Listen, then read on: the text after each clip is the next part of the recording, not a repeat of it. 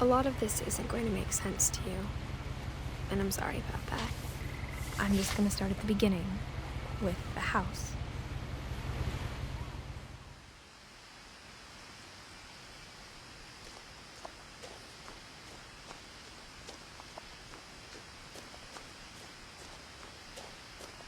I lived here until I was 11, but I wasn't allowed inside half the rooms.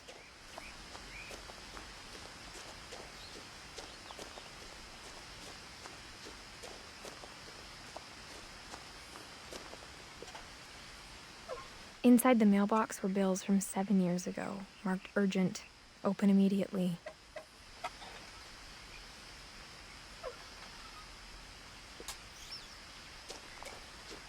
I hadn't been back since my brother Lewis's funeral.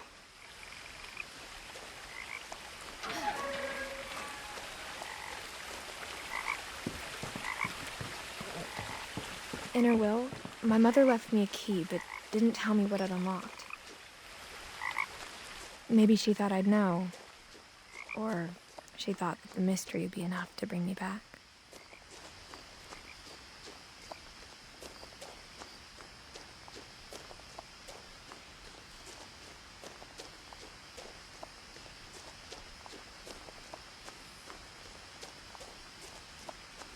No one had driven this way in a long time, but I saw a few hoof prints.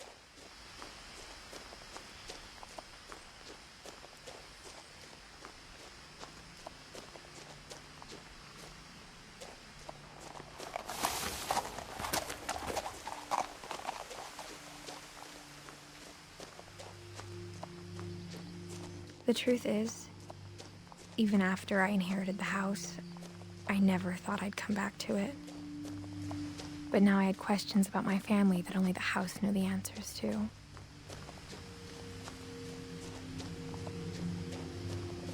The house was exactly like I remembered it, the way I'd been dreaming about it.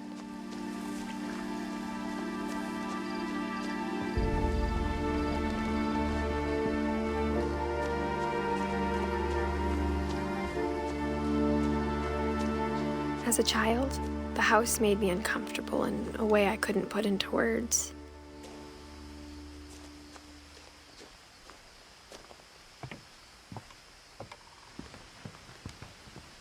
Now, as a 17-year-old, I knew exactly what those words were. I was afraid of the house.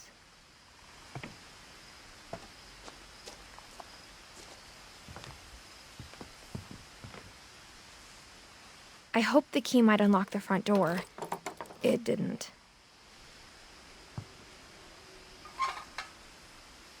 Looking in, I felt like the house itself had been waiting for me.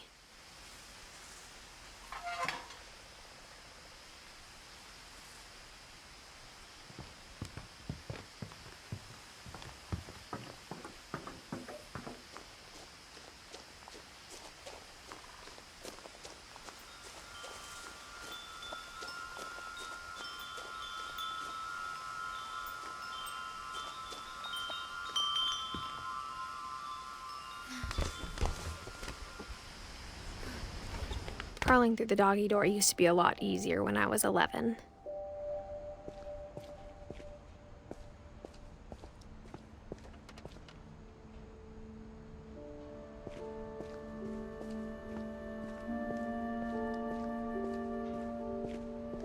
For the first time in years, I felt like I was home.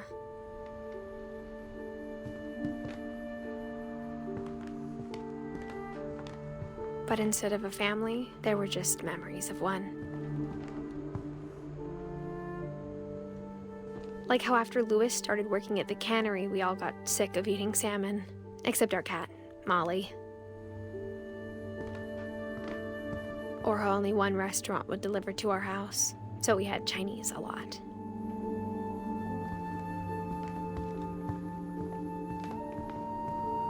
Nothing in the house looked abnormal. There was just too much of it, like a smile with too many teeth. A lot of things got left behind in the whirlwind of that last night.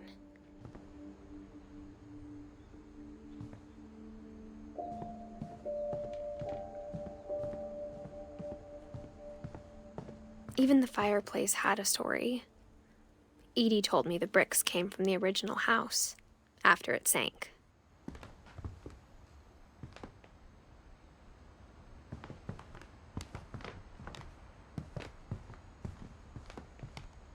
The table was still a wreck from the night we left.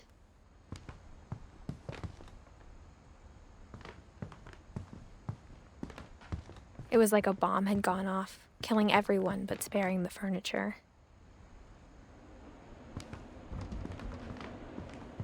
My mom was the only one of us who could imagine Great-Grandma Edie living in a nursing home.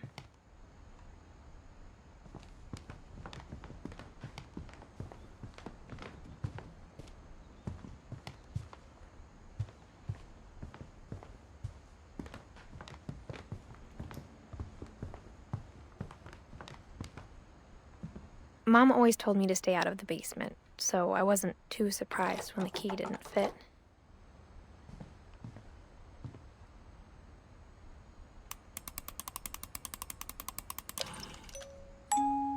Great-Grandpa Sven built a music box for Barbara, along with the rest of the house.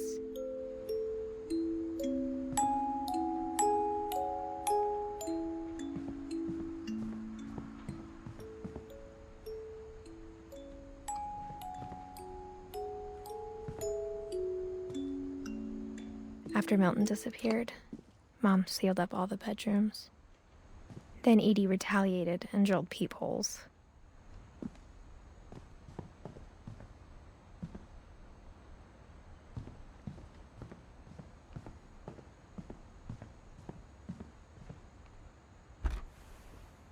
My Grandpa Sam spent 7 years sharing a room with his dead brother, Calvin.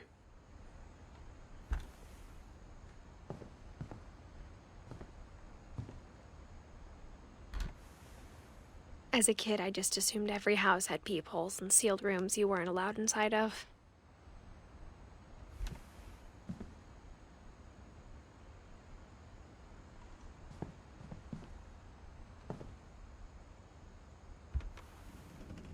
The last time I was in Edith Sr.'s room, I was 10 and she was painting my portrait.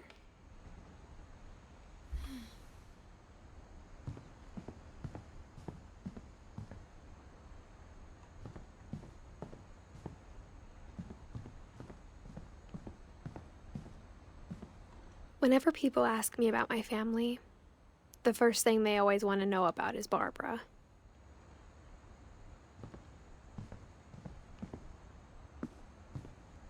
Edie's father, Odin, built the original house.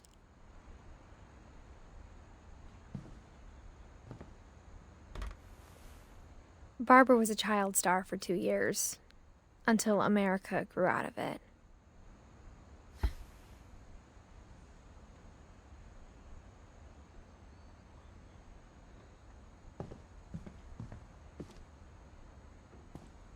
Mom must have locked the third-floor stairs on the night we left.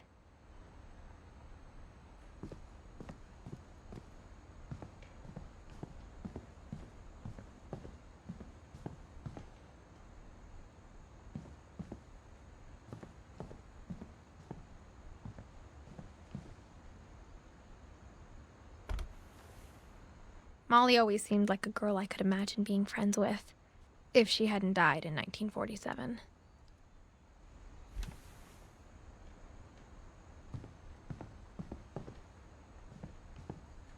I spent a lot of time playing in Great Uncle Walter's room. I think my mom sometimes regretted not sealing it up. Lewis told me there were secret passages, but I never believed him.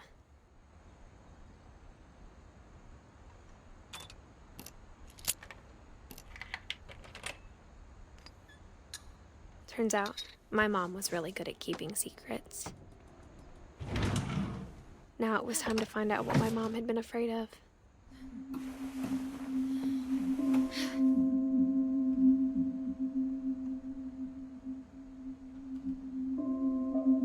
Reading this, maybe it sounds like I had a plan, but I had no idea what was behind that door.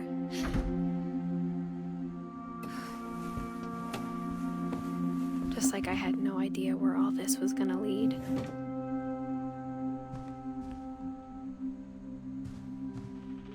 I grew up looking at Molly's room through the peephole.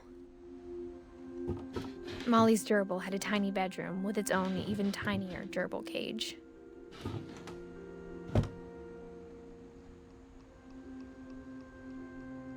Being inside for the first time, I felt like I'd stepped behind a painting.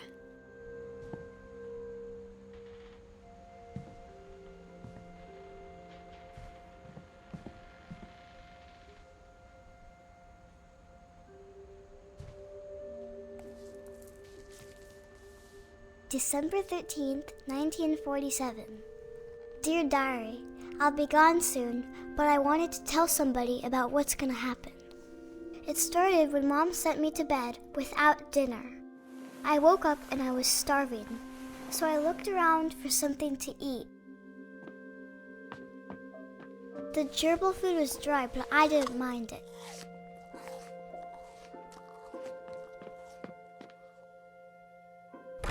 Mom, can I come out now? Sweetheart, it's late. Go to sleep.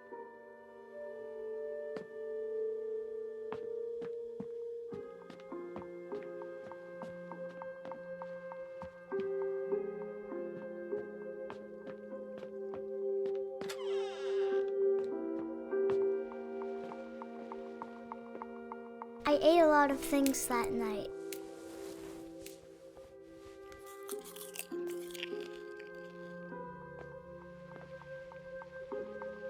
I kept eating and eating.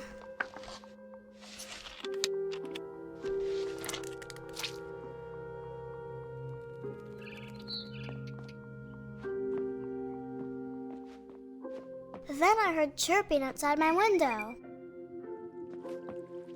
It was a barn swallow going back to her nest. I reached out for her.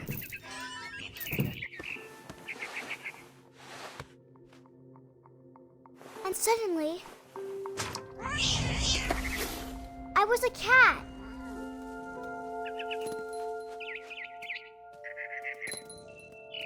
I tried to be quiet, but the bird was really scared.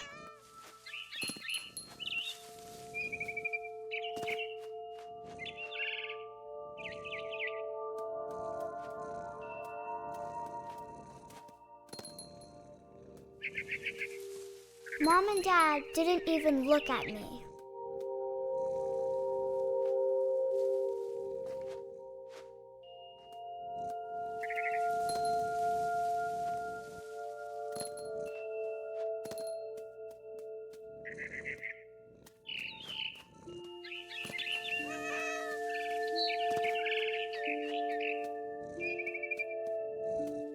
I jumped and I almost got her.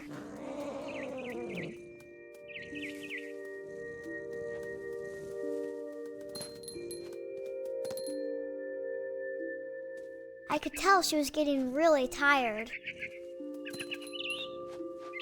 Now I was up in the big tree. I promised Dad I wouldn't climb it anymore. All I cared about was eating that mama bird. I gobbled her up.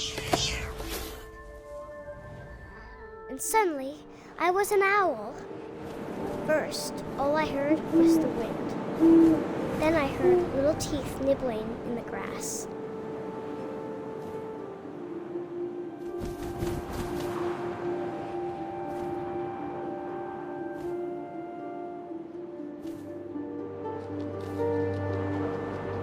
Rabbits.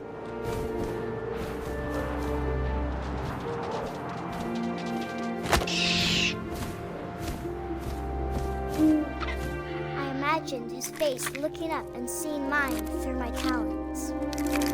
I swallowed him up, and I didn't chew one bit. Then I flew off to find something bigger.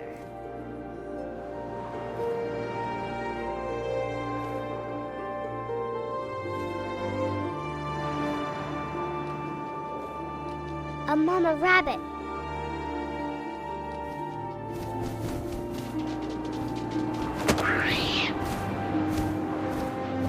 She was almost too big to carry. I started choking, but I couldn't stop eating. And suddenly, I was a shark.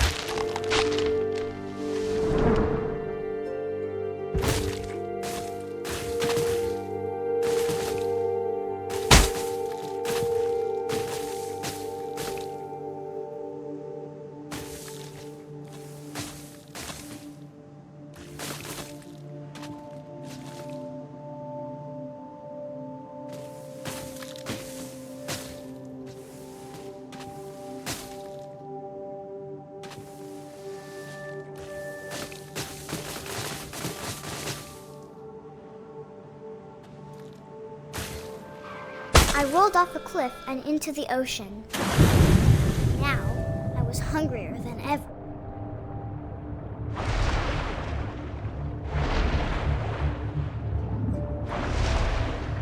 I wanted fat, juicy seals.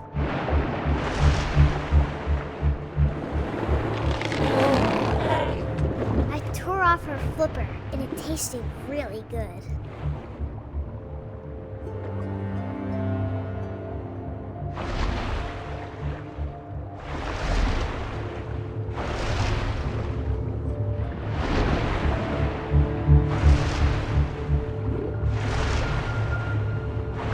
Grabbed on tight. But I was so hungry, I jumped out of the water. When I opened my eyes, everything had changed.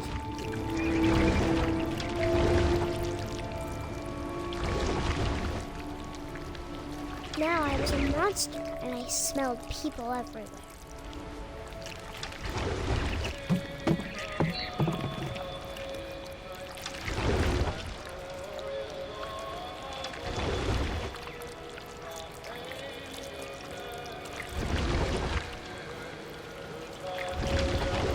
I was big, but I moved real quiet.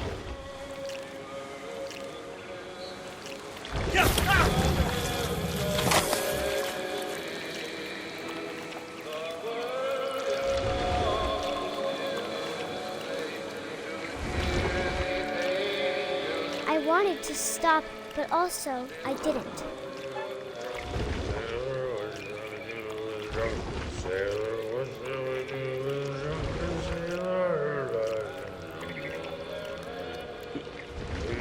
Belly with a rusty razor, his belly with a rusty razor, his belly with a rusty razor. What shall we do with a drunken sailor?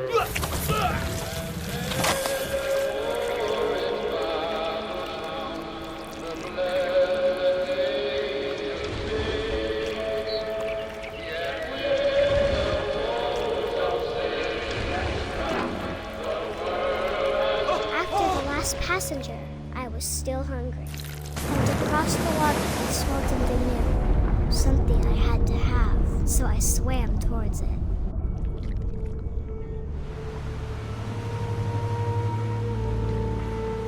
I slithered onto the sand, and the good smell went into an old pipe.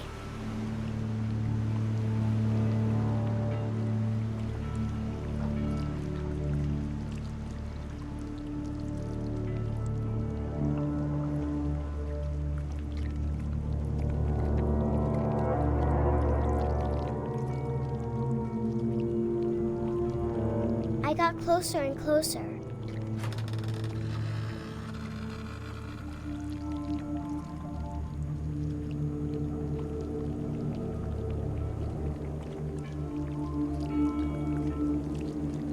All of my stomach started growling. And suddenly, I was me again. I held my breath for a long time, but I couldn't hear anything. I think it's waiting for me to fall asleep. But it's not going to wait much longer. It needs to feed, and we both know I will be delicious.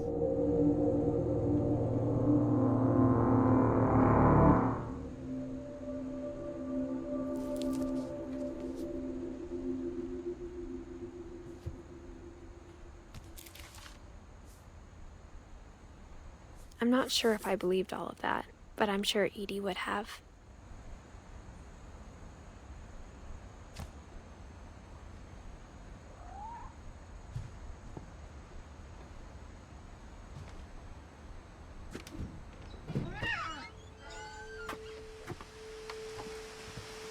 This will be obvious later, but my mom never told me any of these stories. Edie would have, but Mom didn't like bringing up the past. Though, when we adopted a stray kitten, she was the one who named it Molly.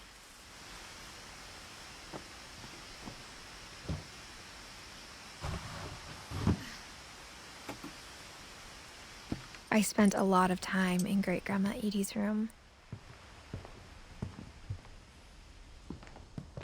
Her room was like a museum. For 500 years, the Finches have been famous throughout Norway for their fortune and misfortune. Odin Finch buries the latest victims of the family curse, his wife Ingeborg and their newborn son, Johan. On January 7th, 1937, he set sail with his family and his house, hoping to leave the curse behind. But 40-foot waves off the coast of Washington send the house and Odin to the bottom of the sea.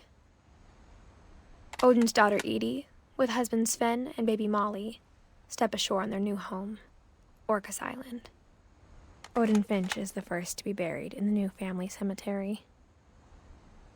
His daughter Edie is already dreaming of a new Finch house.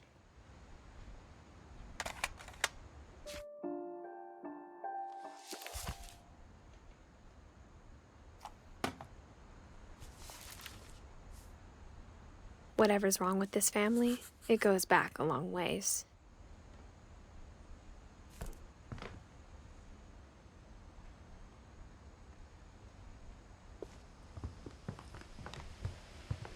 When Edie told people Sven was killed by a dragon, she could also have said he was building a dragon-shaped slide that collapsed. She could have, but she didn't. Even in her 90s, sometimes Edie seemed a lot younger than my mother.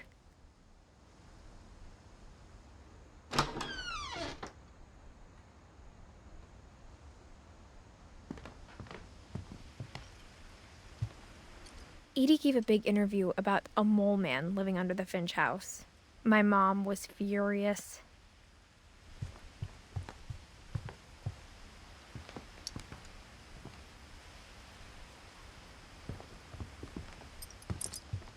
Louis died a week before we left, but Edie had already started to memorialize him.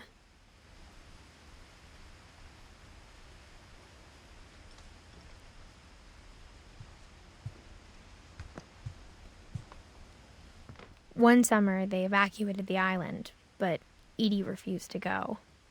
For a few weeks, she was a celebrity.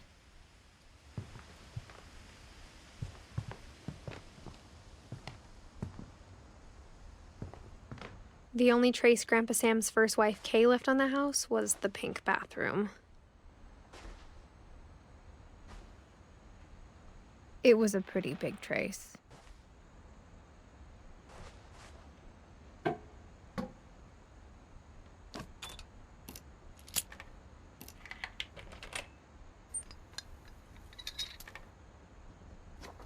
There's a secret in this bathroom.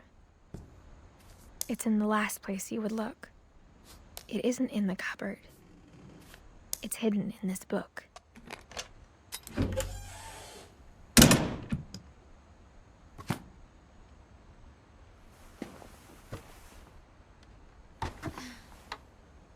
Sven gave Sam an old camera he'd refurbished. He never put it down.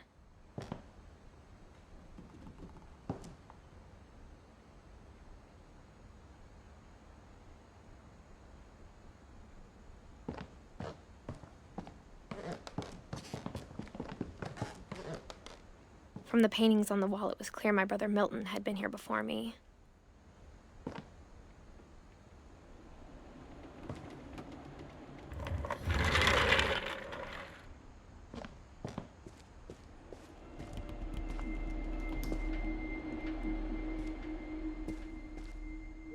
I knew Grandpa Sam had a twin,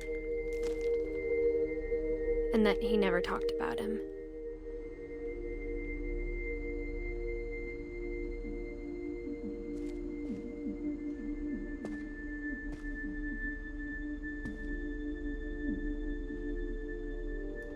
I guess my grandpa didn't like history any more than my mom did.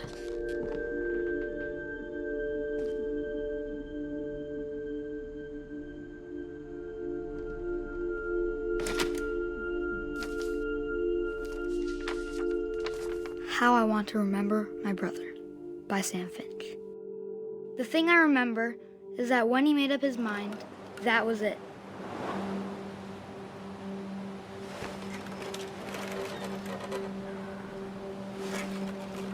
My brother said he'd die before he ate another mushroom, and he did. At Barbara's funeral, we swore we'd never be afraid again, and he wasn't. I think Calvin always wanted to fly.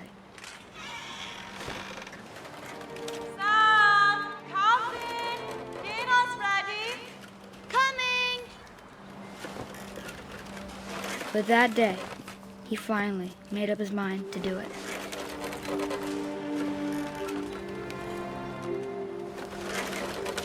I told him going around was impossible. Maybe if I hadn't said that.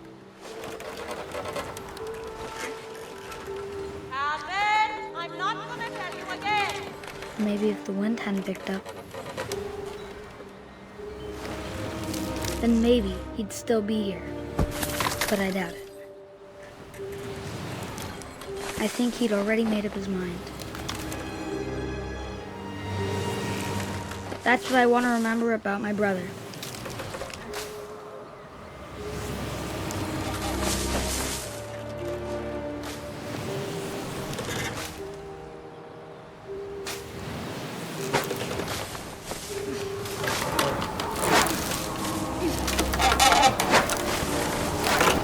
The day he made up his mind to fly. And he did.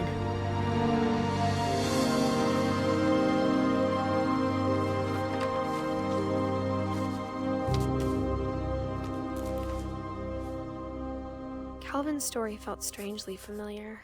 When I was younger, I remember trying to do the exact same thing.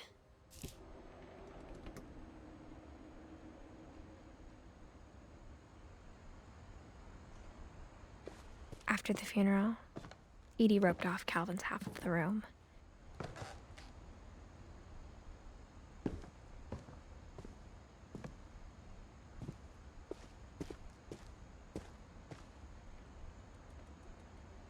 Mom said Grandpa Sam enlisted at 18 and never set foot in the room again.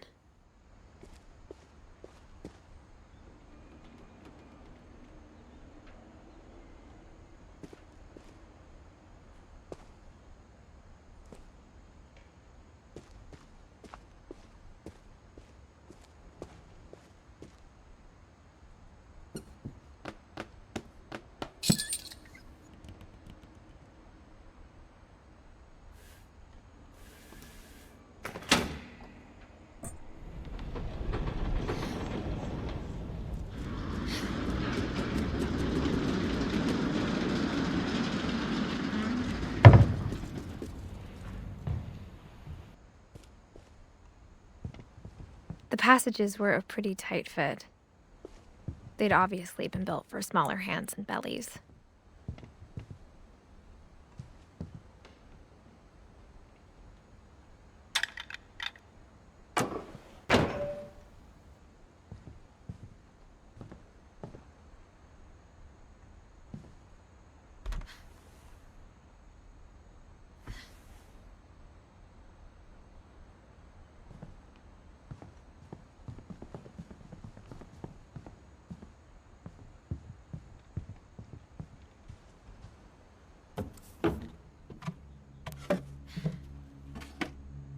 Growing up, I always thought of Barbara as a child star.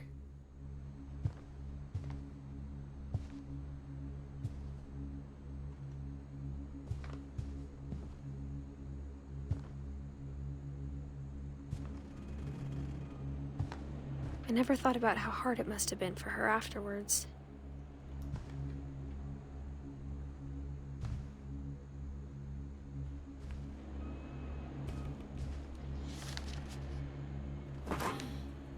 Of all the stories people wrote about Barbara's death, I'm surprised Edie saved this one.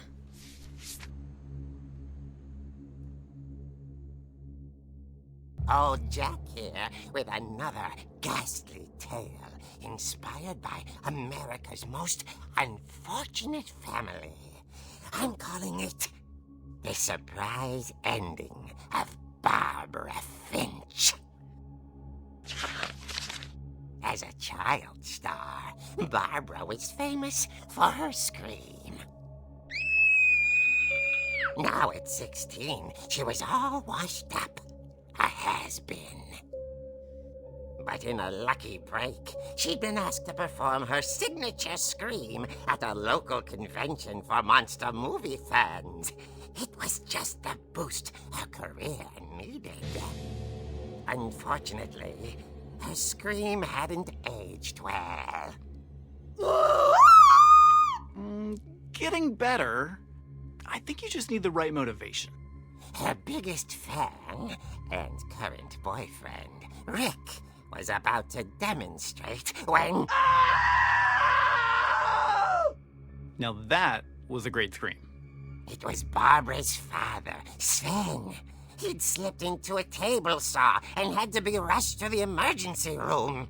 So Barbara got stuck babysitting her youngest brother, Walter. Her convention comeback was cancelled. Okay, I'm hearing frustration, but I'm not hearing terror. What if I tried... A gang of hoodlums in Halloween masks have been terrorizing Orcas Island tonight. Police are urging residents to... That came from the basement. You're right! Also, I loved your delivery on that. Why is your basement door locked? Because my dad likes making puzzles and secret passages. There's a key hidden in the music box. The secret is to keep winding and winding until finally the key pops out. Thanks, babe. I'll be back in a sec. 20 minutes later, Rick hadn't returned. So Barbara went to look for him, right on cue. She reached for the music box.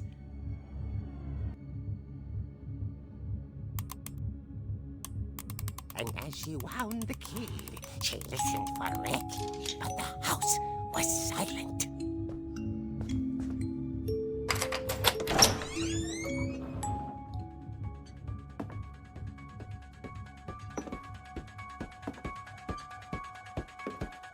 She found Rick's crutch and imagined the worst.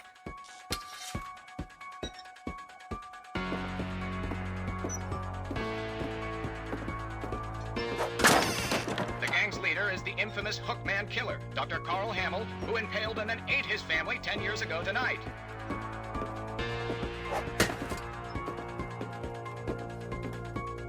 The old fridge rattled and grew still. Oh dear! Oh! Rick? Barb, relax. I was just trying to scare you to help you find your scream. Well, I'm not scared, Rick. I'm furious. Then act furious. All I'm getting from you now is that you're hurt and confused and you're... She threw him out, but she kept a little something to remember him by. Barb, have you seen my other crutch? And she was still holding it when she fell asleep watching the late picture show. Hours later... Barbara! Walter, what's going on up there? Ah! Okay, I'm coming up, but if this is a trick, you're dead, Walter.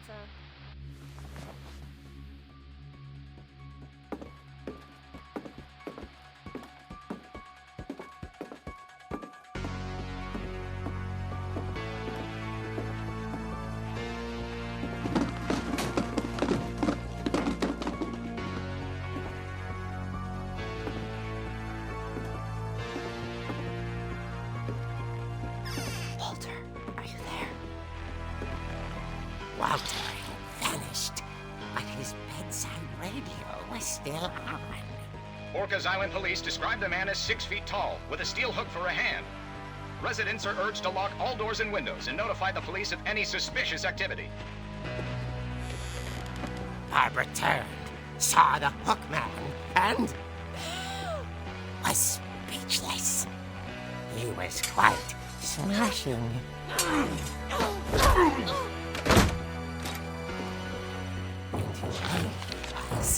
he couldn't get enough of Barbara. Okay, Barbara. There's gotta be another way out of here. That night, she played her part beautifully.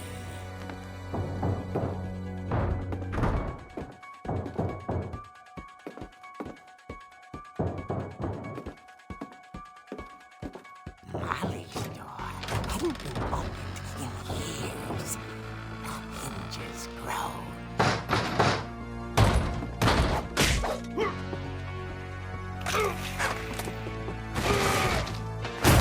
He wasn't moving, but she sensed the story might not be over yet.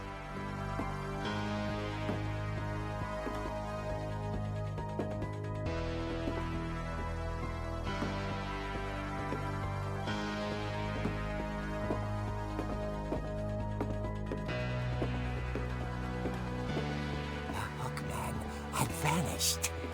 She listened for his breathing, but all she heard was...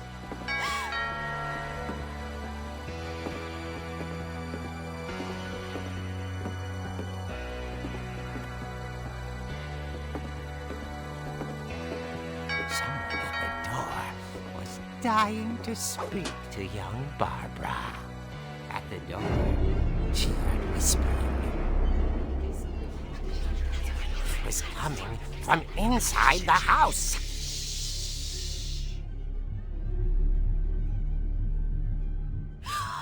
Oh dear. Surprise! Bravo! You were wonderful! The monsters had come to surprise her. For Barbara, it was a dream come true. Then she saw what kind of monsters they were, and she realized what was about to happen. She was going to be famous. And with her final breath, Barbara Finch gave the performance of her life.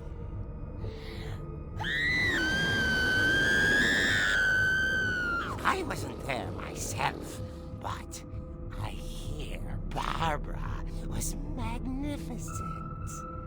Poor girl. She had a taste for stardom.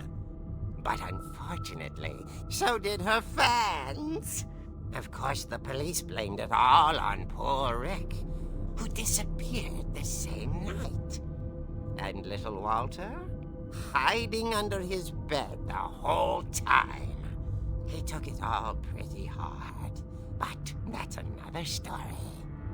As for Barbara, tucked inside the music box is all they ever found of her. Her ear. Now that's what I call a real eerie tale.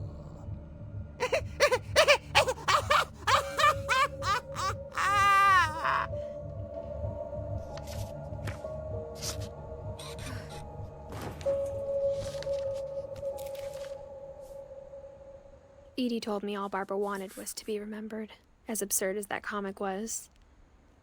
Maybe what Edie saw was a happy ending.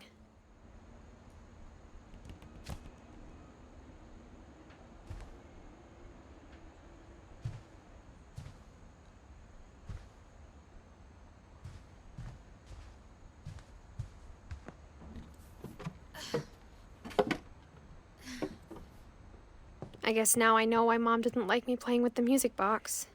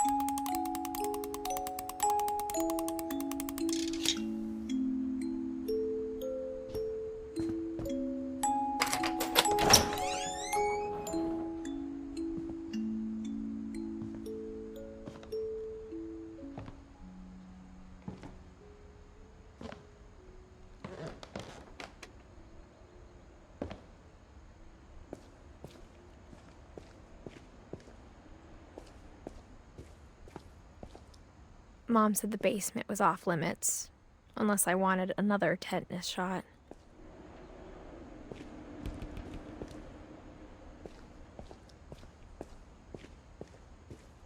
I saw Edie sneak down to the basement once, carrying packages.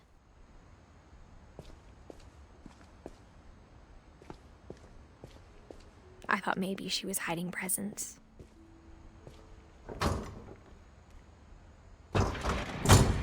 It turned out she was hiding a lot more than that.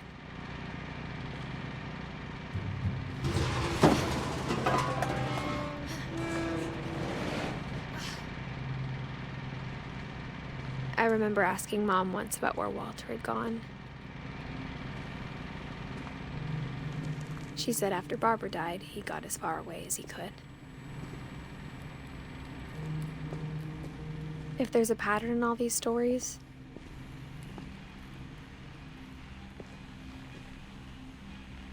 I think it's that none of us has gotten very far.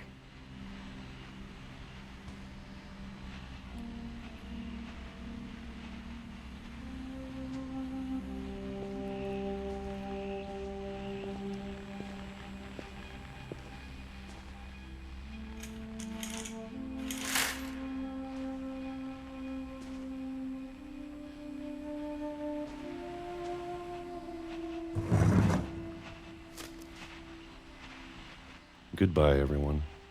I can't believe I've been down here for 30 years. On that first day, after the shaking started, I didn't think I'd survive a week.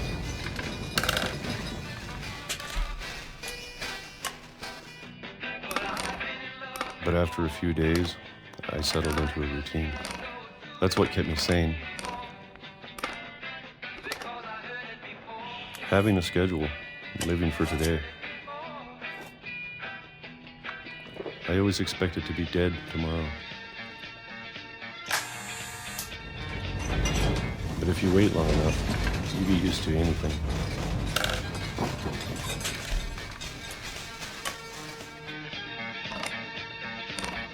Even a monster on the other side of the door starts to feel normal. Almost friendly.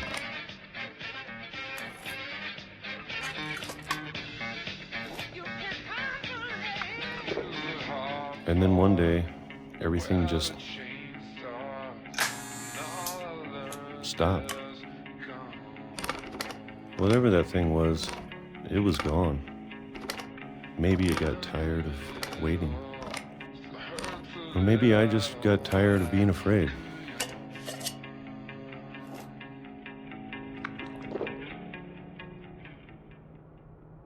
It's been a week now, the longest in 30 years. I'm done waiting. I have to leave while I still can.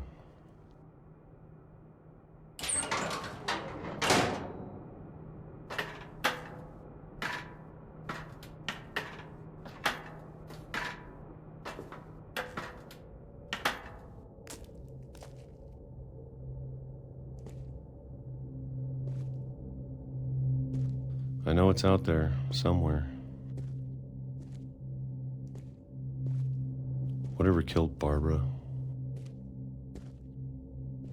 and Molly and Calvin. Maybe this is all a mistake. But I need to stop living the same day, even if it kills me.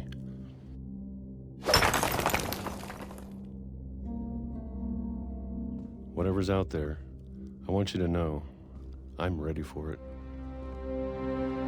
I'm going to appreciate all of it, especially the food. I don't mind if I only have a year left,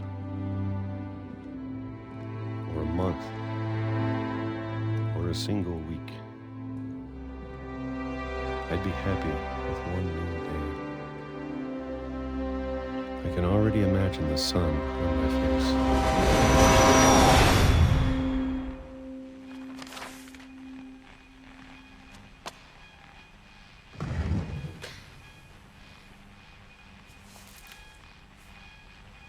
Walter died when I was 6. I can't believe my mom never told me he was down here. I'm sure my mom was trying to protect me.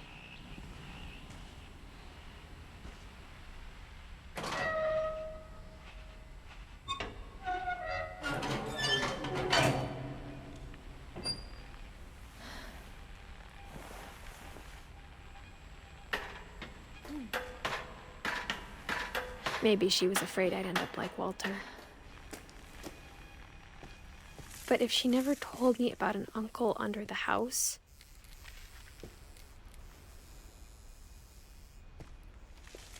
I can only imagine what else she was hiding. I don't want to make the same mistakes she made. Trying to bury something that's still alive. Now that there's only one of us left, or maybe 2, I thought it was time I heard the stories for myself and found out what happened to everyone else. But now I'm worried the stories themselves might be the problem. Maybe we believed so much in a family curse, we made it real.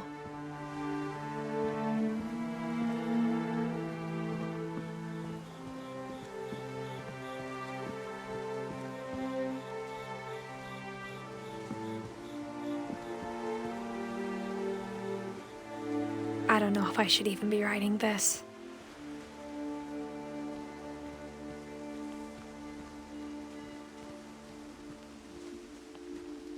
Maybe it'd be better if all this just died with me.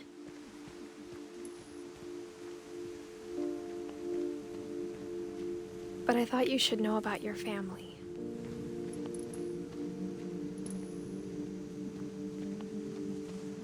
And the history you're a part of.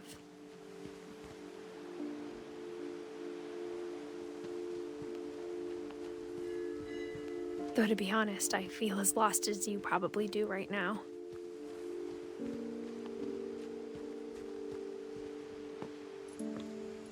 I think the people in these stories believed them, for what that's worth.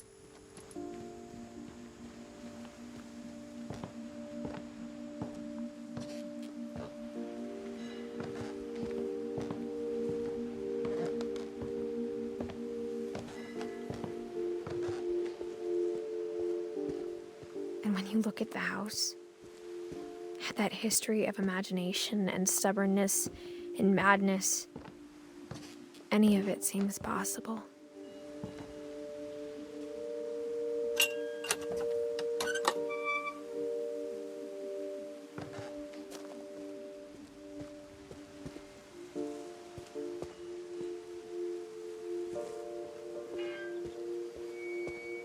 I think we've been surrounded by death for so long, we've just gotten used to it. What kind of family finishes building a cemetery before starting the house?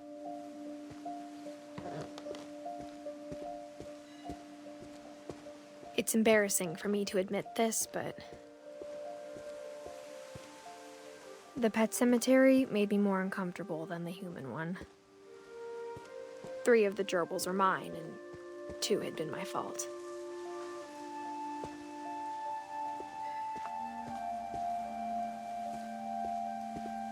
Sven built the house, but it was Edith who designed the cemetery.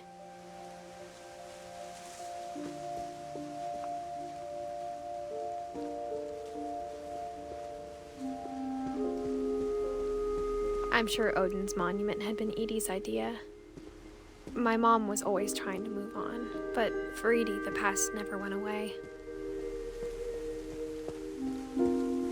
She could see it poking out of the water at low tide.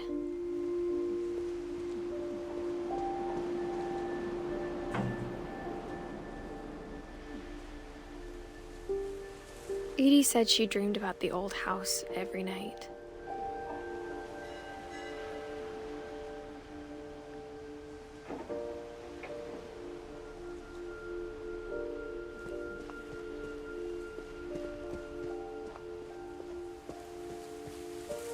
Edie's side was always easier for me to understand.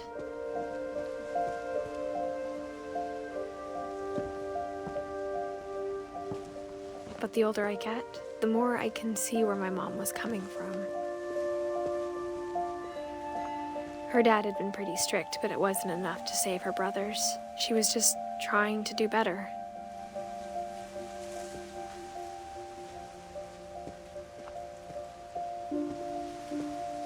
She lost 2 of her brothers, just like I did.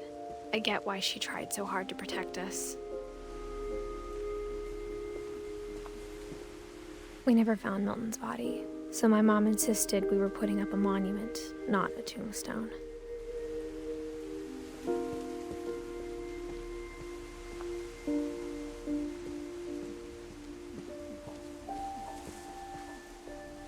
There's so many things I wish I could ask my mom now. Part of me thinks this is what she wanted all along. For me to come back someday and find everything out for myself.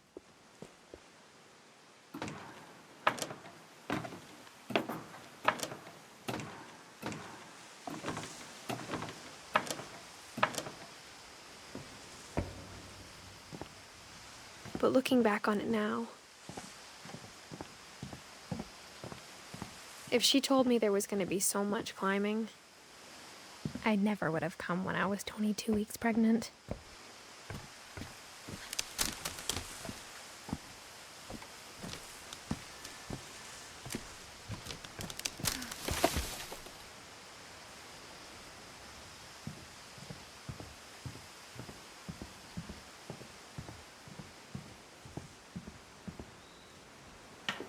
I never met Grandpa Sam, but I think he and my mom had a lot in common.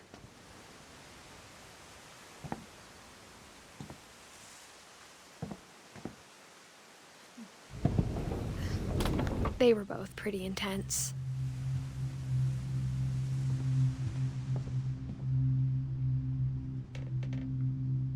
Instead of hiding from death, Sam seemed to go out of his way to meet it.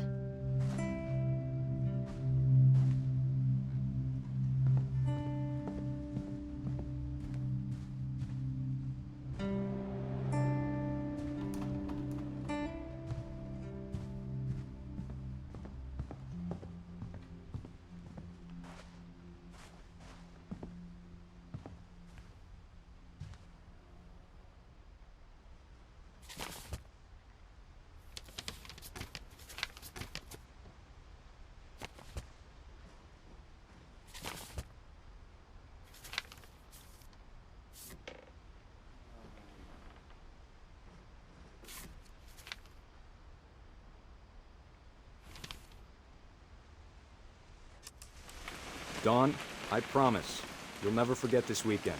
Yes, sir. These memories are gonna last a lifetime. Mm-hmm. Perfect. Am I gonna have to shoot anything? It's gonna rain the whole weekend, isn't it?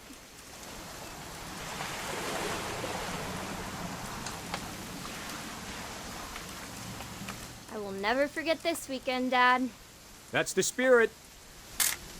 Okay, got it. I'm gonna take some pictures, okay? Just be careful. That camera's older than you are.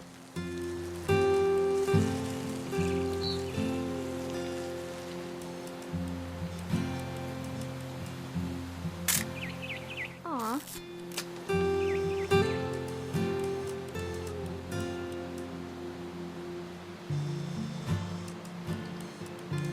Definitely should not have drunk all that coffee.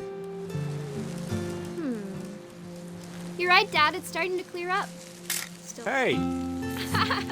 That's a keeper. Hold still while I take a picture of you. I'm just saying, I'm not always gonna be here, Dawn. You'll need to remember this stuff, if you want to survive. I'll be fine, Dad. You know who else thought he was gonna be fine? Some guy who died. Dawn, I'm being serious. I know, Dad. You're always serious. Doesn't being out here make you want to chill out? Well, to tell you the truth, I haven't been out here in 20 years.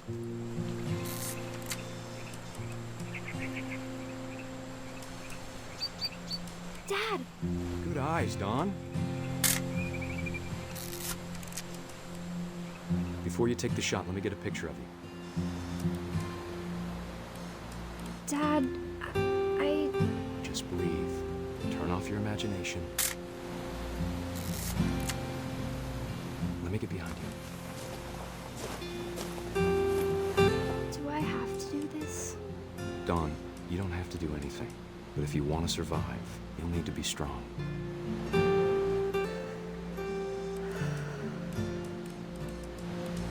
Now keep yourself squared up, elbows down, like we practiced, whenever you're ready.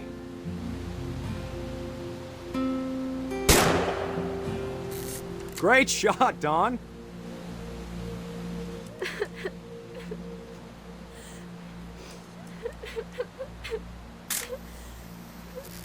I'm proud of you, Dawn. Always remember that, okay? Dad, it's twitching. I think That's it's totally normal, Dawn. Just focus on the camera. Try not to think about— Dad!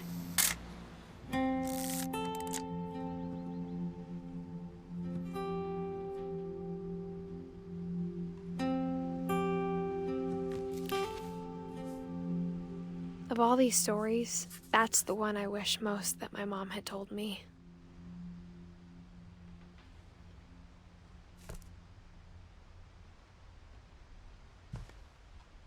Sam spent his life shooting photos, but Mom said he got nervous being in front of the camera. I guess we're all afraid of something.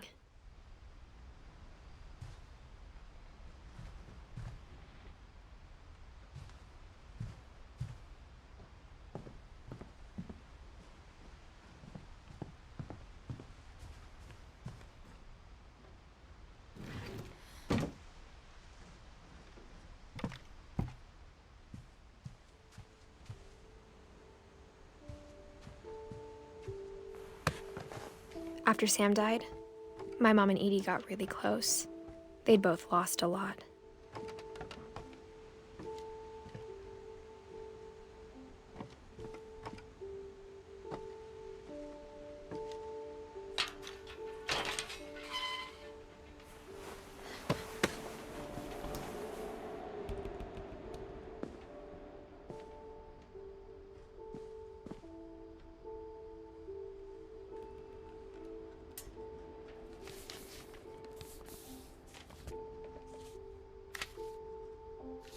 Dear Kay, do you remember the way Gregory used to laugh when he thought he was alone? Like something funny was happening, but only he could see it. I think he saw things the rest of us don't.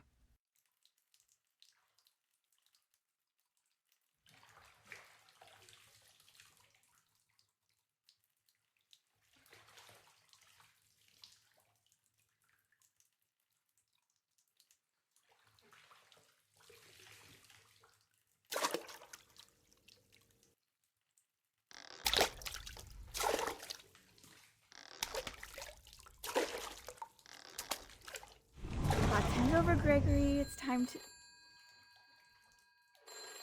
Hold on, sweetie.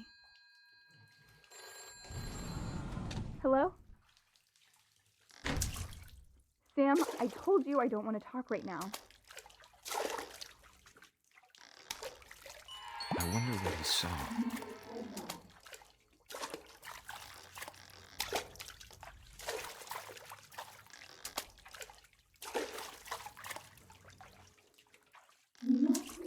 What his world was like.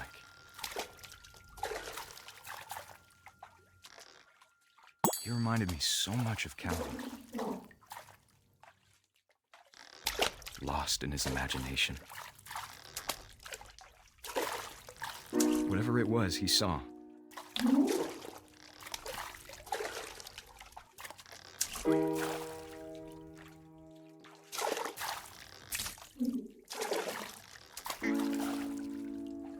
It sure made him happy.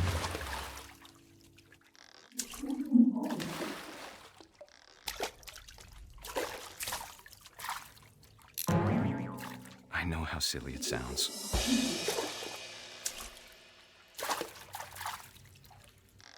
That I worried about a baby being too happy. But I could feel him slipping away. Sorry about that, Gregory. I know you did everything you could. Maybe if I hadn't called that night. Damn it. Hold on, I don't want Gregory to hear this. I wish he could have told us about the world he saw.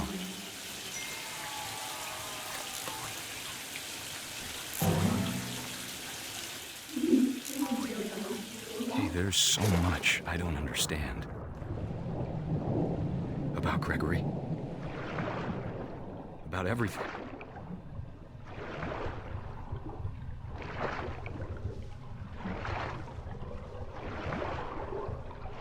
But I know what happened wasn't your fault.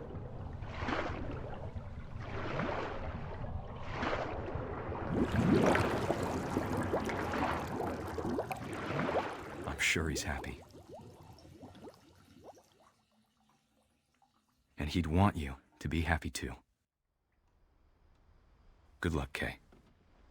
Love, Sam.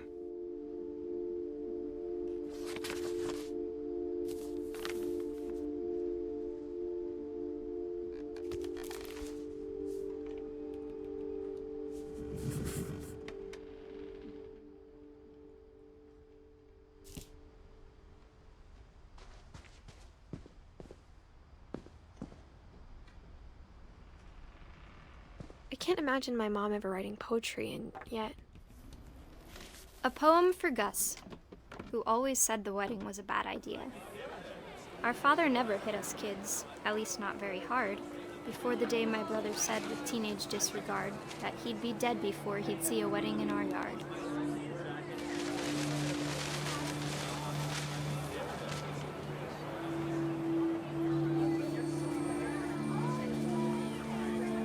My father made him come, of course, but Gus stood far apart, just flew his kite and bottled up the storm inside his heart.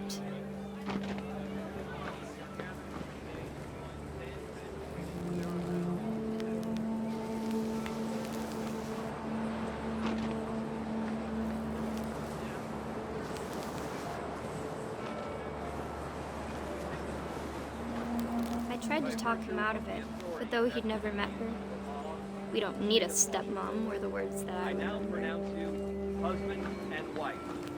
You may kiss the bride.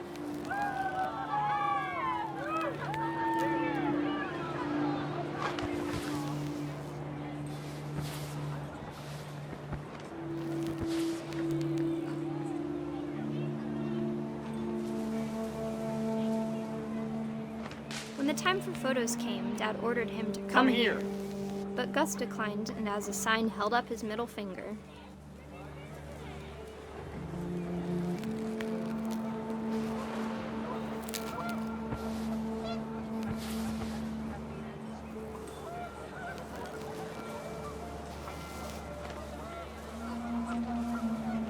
The wind picked up, and panicked geese appeared and quickly went.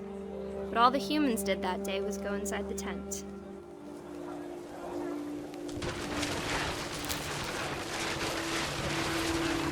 The rain came down in buckets then, but no one seemed afraid that nature might destroy the tent our dad had crudely made.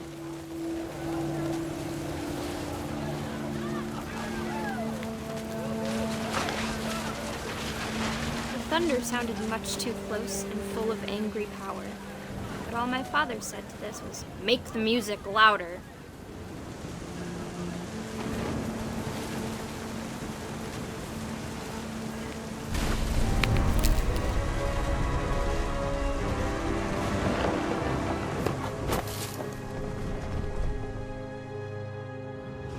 I wish that I could truly say I thought about you on that day. Out there on the beach alone, just you, the wind, the sea, and foam. But I didn't, until we found you.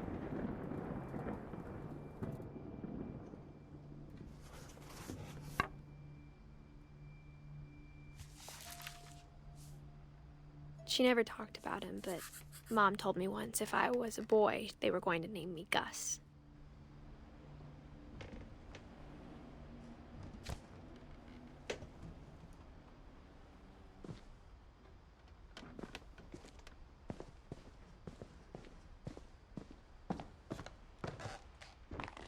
My mom moved up to the loft after her brothers died. At the time, it was as far away as she could get.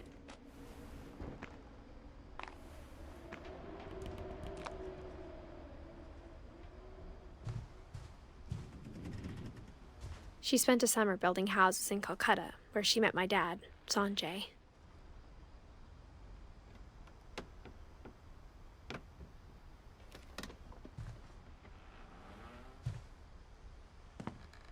Religion was another thing my mom never talked about, but I think it helped her a lot after her dad died.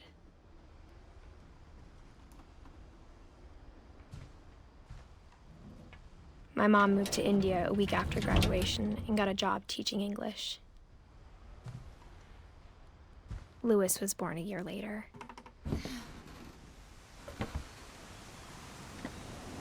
When my dad died, I don't think Mom knew where else to go. I'm sure Edie was happy to have her back.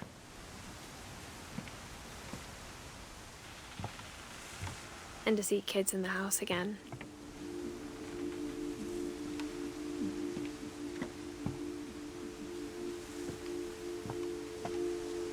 The house had to get a little bigger, but Edie was used to that.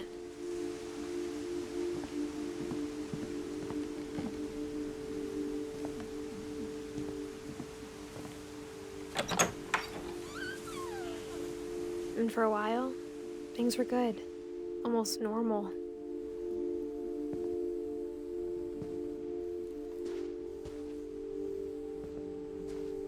But it didn't last.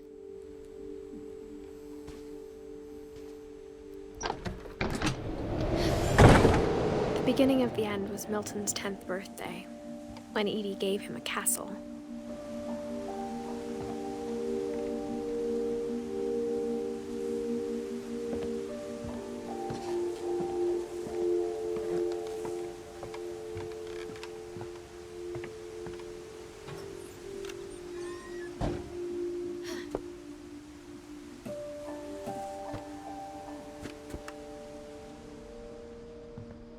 I think Edie was happy to finally have another painter in the family.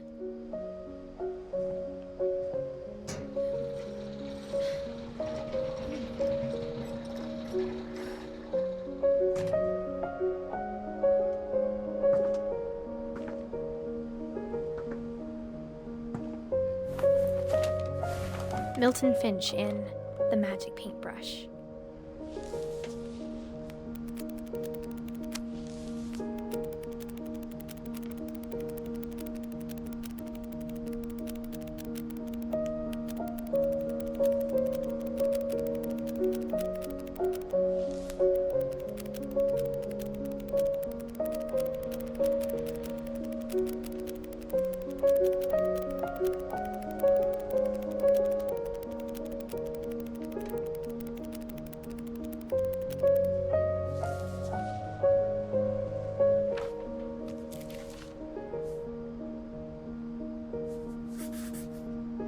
I was 4 when Milton disappeared.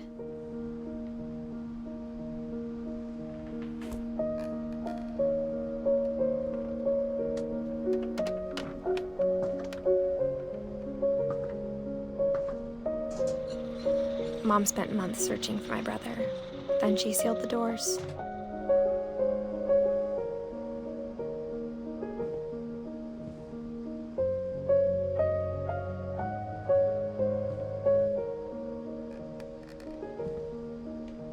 Whatever Milton had found in the house, Mom didn't want it getting out.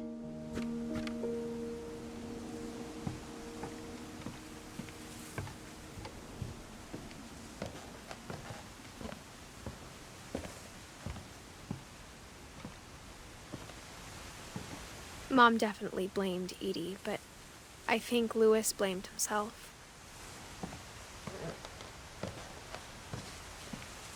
After he graduated, he just spent more and more time in his room, until Mom got him a job at the cannery.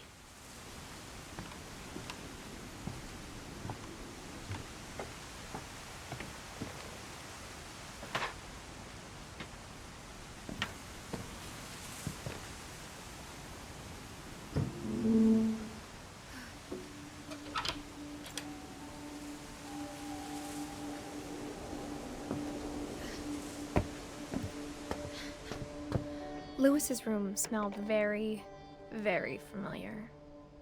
That part of him lived on.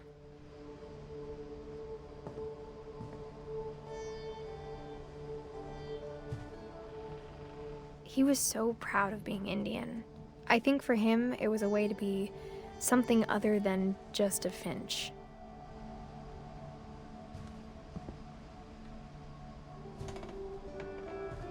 Lewis and I spent a lot of time playing games together, but he was surprisingly bad at them. He died a lot.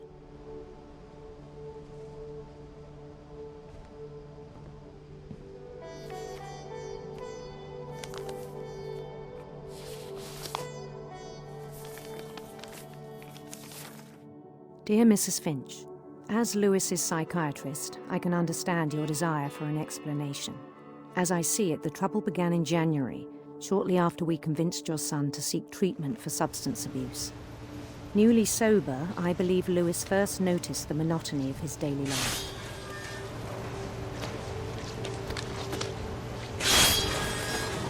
He kept working at the cannery, but he withdrew part of himself. In our sessions, I saw the same behavior. His mind began to wander. I asked him to describe it. He said he started small, imagining a labyrinth. He'd feel his way about. Then something moved. Bats. And toads.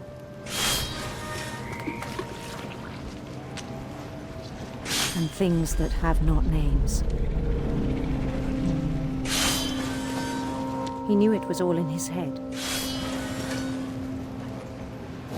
But he took it very seriously. I had hoped he'd find himself.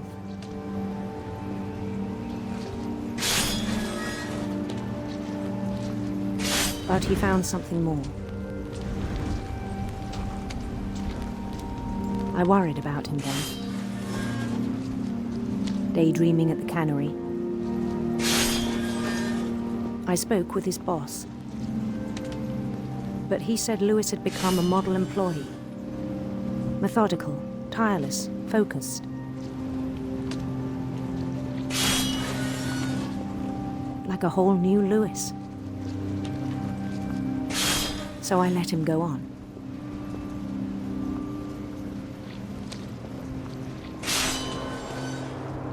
I even encouraged him. It seemed very promising at first. He told me he'd made a new friend.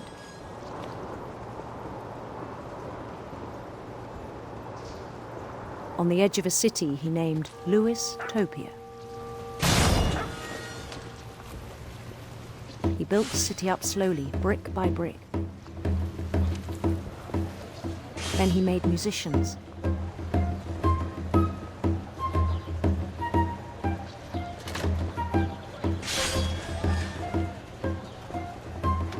And songs for them to play. He talked about starting a band. And he was always humming something. Every day his imagination grew stronger.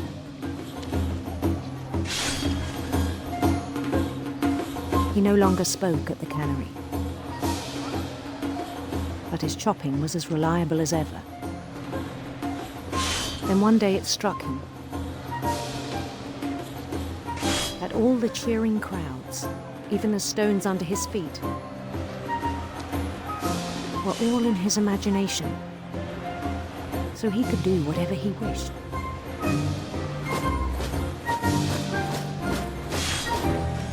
He held an election for mayor. And he won. They begged him to stay, but his mind was already wandering. It became a game for him.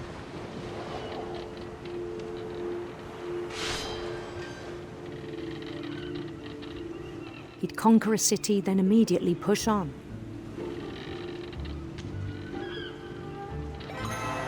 New Louisville.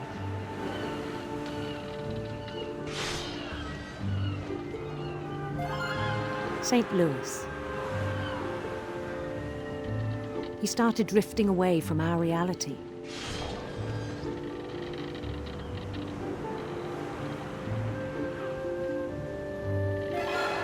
Minneapolis. Until one day he forgot to go home from the cannery. Even as his mother pleaded with him, part of Louis kept sailing on.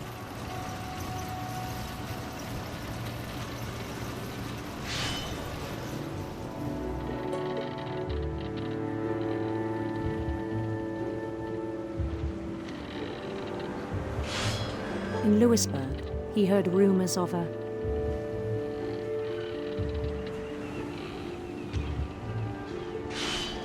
handsome queen.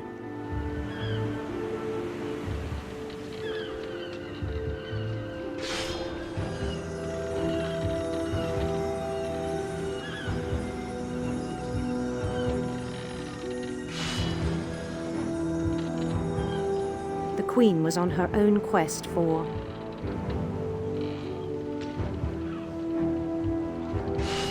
radiant rainbows.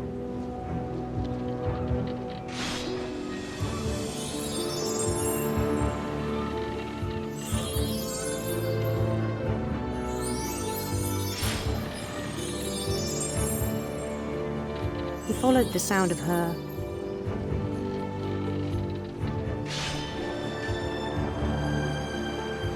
electric sitar.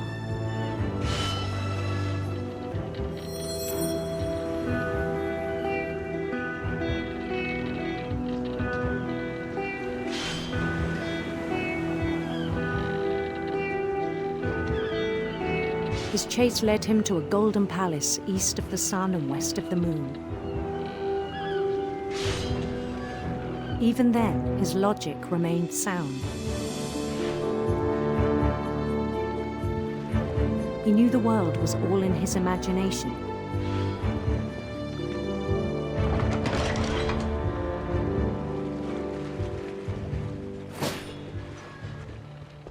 But he was so proud of having created it. In his own eyes, he'd become something greater than a king.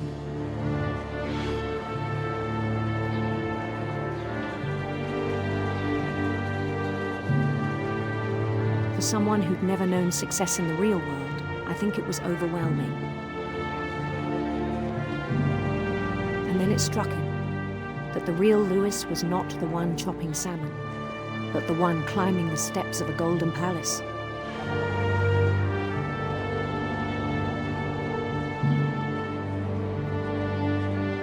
My imagination is as real as my body, he told me. It was hard to argue with him.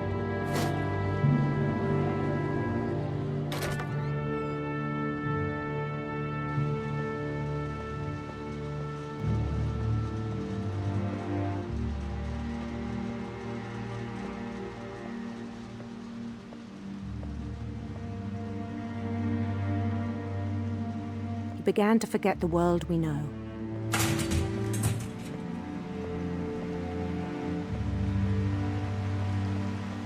I think it pained him to remember Louis, the cannery worker.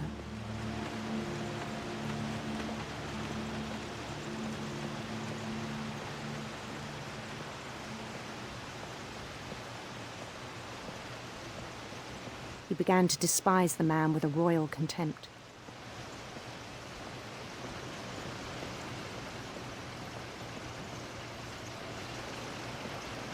I still thought I could save him. Even after he said he was being crowned king over all the lands of wonder.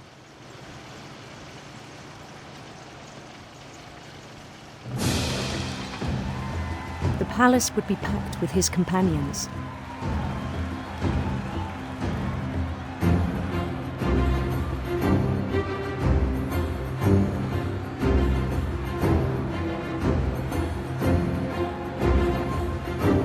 Including the wise Calico who'd insisted on inviting him.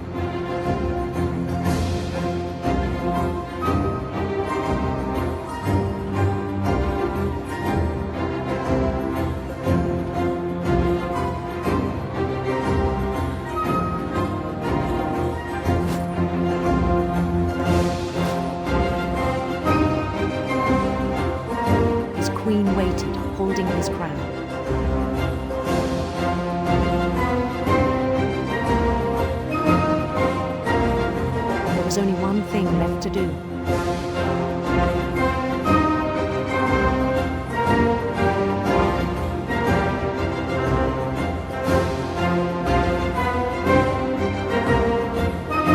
Bend down his head.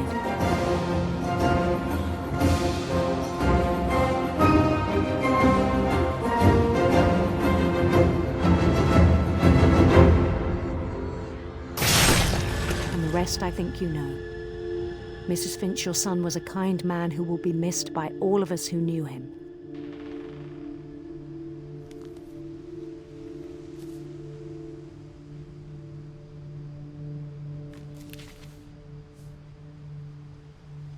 My brother was really cool. I wish you could have met him.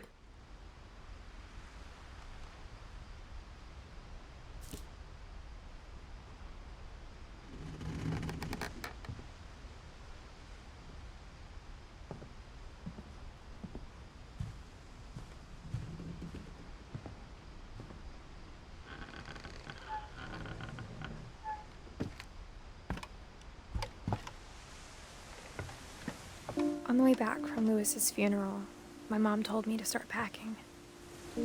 She waited until the day before we left to tell Edie. I'm not sure if she wanted to make it easier or harder.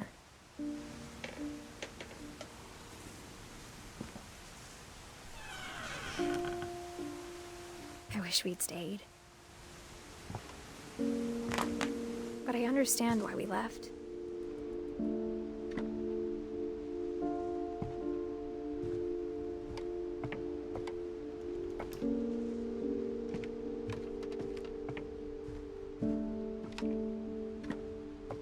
My mom ended up leaving everything behind. What happened that night had been coming for a long time. Maybe it should have come sooner.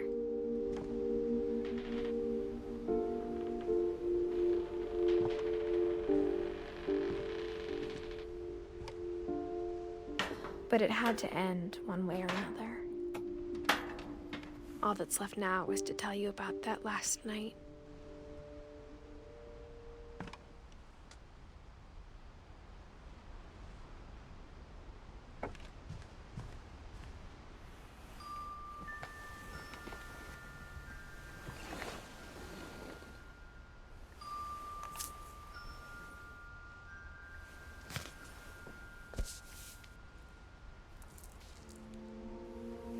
That whole last day, Edie just watched us pack and didn't say a word. Until supper, when she raised her glass and said, "To our final night together, and all our final nights apart." Grandma, you know what I said about alcohol. Some of your medications are very Edith, specific. I left a present for you in the hallway. Why don't you go open it? The grown-ups have to argue now. I'm sorry, you're right. We're all leaving tomorrow. Let's just enjoy our last... I'm not leaving. Edith, you're excused.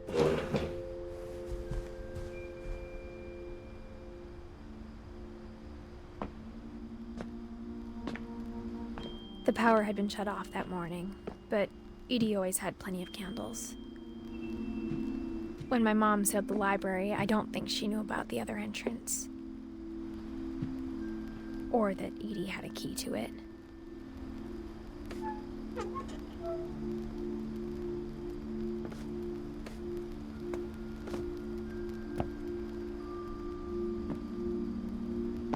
That thing you're afraid of isn't going to end when you leave the house. Edith has a right to know these stories. My children are dead because of your stories. I think it's best if Edith and I leave tonight. We'll have the nursing home send a van for you in the morning, okay?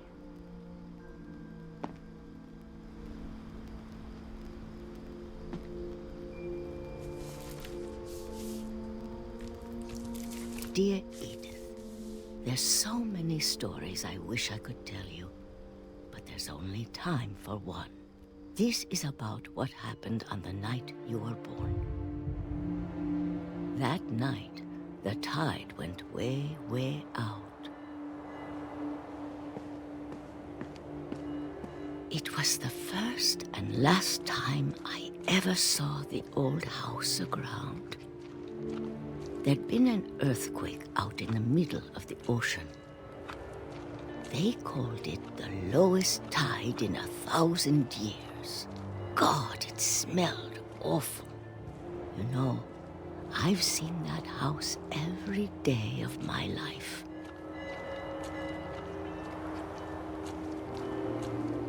But I never thought I'd go back to it. When the fog rolled in, I lost my way.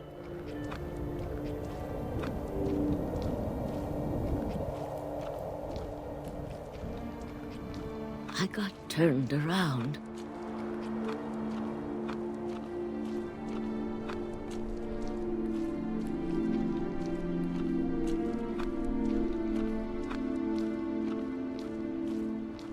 I started seeing things.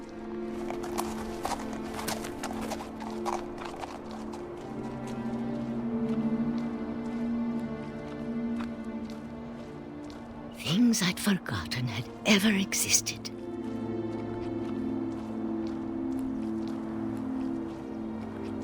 But when I saw them, they felt like old friends. That night, a lot of things came back to me. Or maybe I came back to them.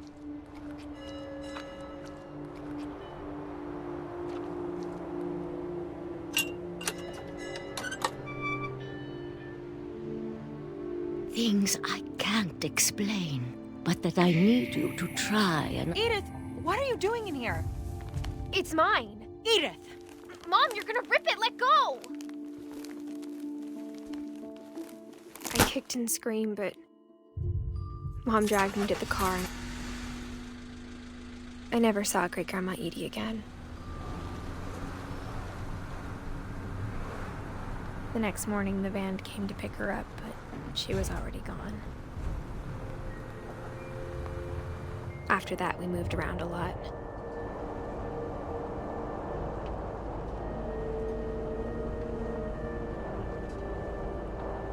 We both tried to make the best of it.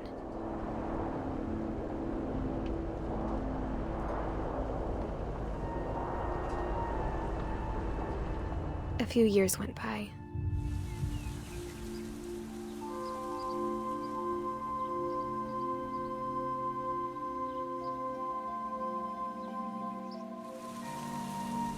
My mom didn't like to talk about it,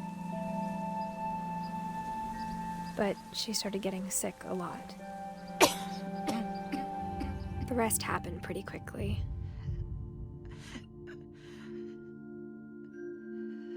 She got better for a while,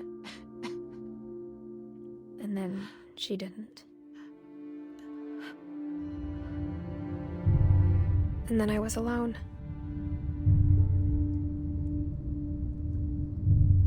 The last Finch left alive.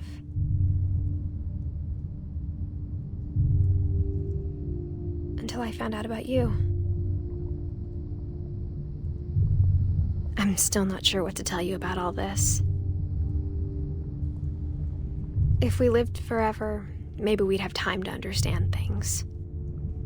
But as it is, I think the best we can do is try to open our eyes. And appreciate how strange and brief all of this is.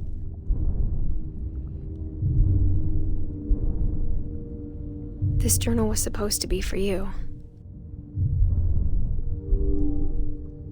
But now I hope you'll never see it. I just want to meet you and tell you all these stories myself. But I guess if you're reading this now, things didn't work out that way.